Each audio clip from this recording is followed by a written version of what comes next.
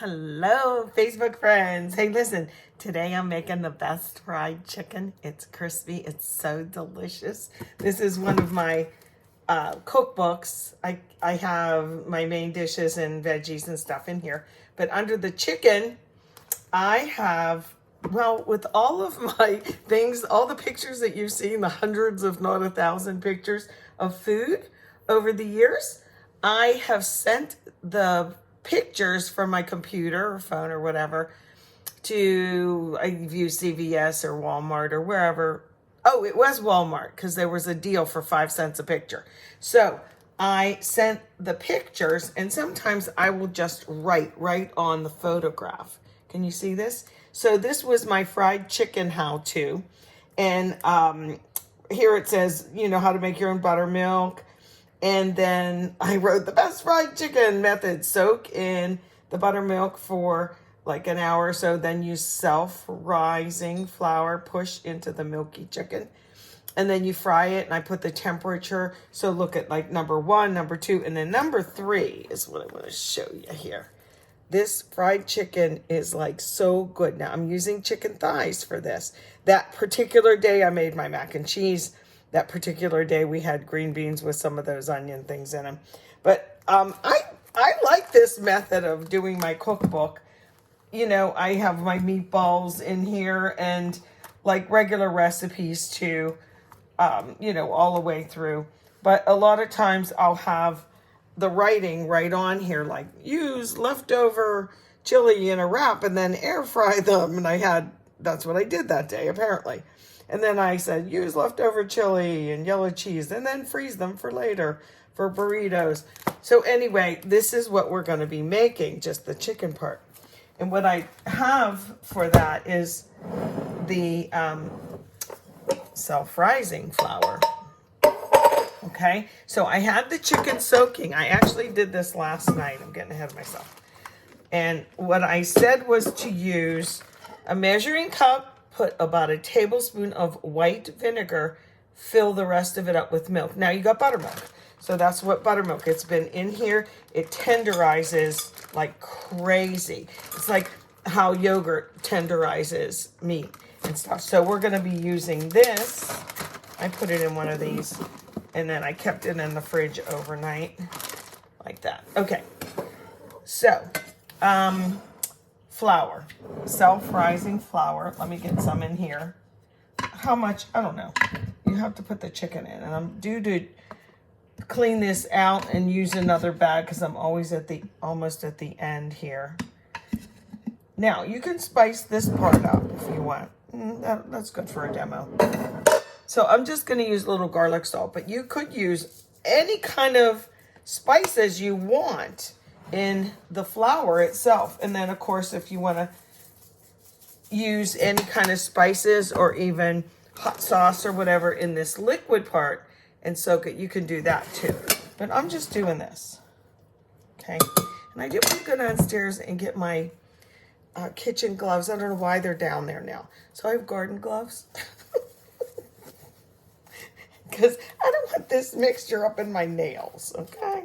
Or I just, you know me by now. I don't mind using my hands for stuff.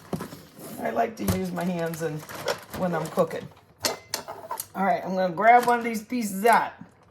Oh, there's a little guy. So here he is. Drip, drip, drip. And put him down now. You can't use this flour for anything else after this, right? I'm just gonna do one to demo. Can you see? And then instead of touching this wet with anything, I like to put the flour on top first and then kind of pat it, get it going. But I'm gonna really give that some force because what I want to do is get it in every little nook and cranny. See how that little flap went over and there's no stuff on it? Well, we're gonna do that. Use big enough bowl. Why did my cat just make a fuss at the other cow? I don't know.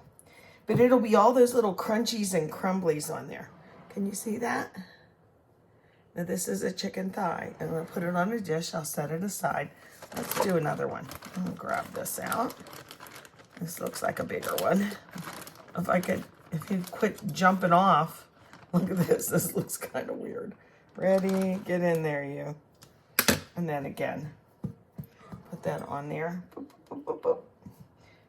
Don't do it too enthusiastic because did you see it poof the flour? I guess you could use regular flour, but something about this self-rising for this frying method works super good. This is something I always think in terms of, can the kids help with this? You could get them set up to a point. Oh, I know that's an important phone call. I'm back. That was my son. I babysit his newborn, who is 6 months now.